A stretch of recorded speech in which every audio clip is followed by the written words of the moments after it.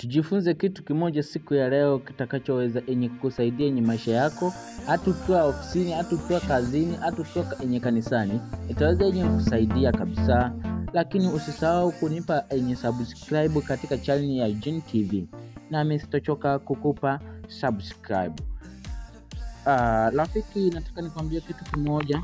Ukiwa ofisini, ukiwa kazini, unaweza ukawa unasumbuliwa na watu wengi sana, ukaamua kuweka kandege kule juu ya kwamba usiwe unapigiwa na mtu ama kuzima simu, lakini unaweza kuweka silence sauti yako isisikike. Ukiona hivyo sio solution, ni kujipa tabu.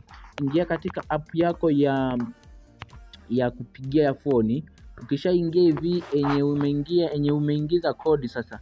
Ingiza kodi ya namna hii, andika nyota 21 nyota tena 1234 alama ya reli ukubali mtandao wasumbufu ukubali hivi. Usubirie ije namba ije maneno subiria. Utasubiria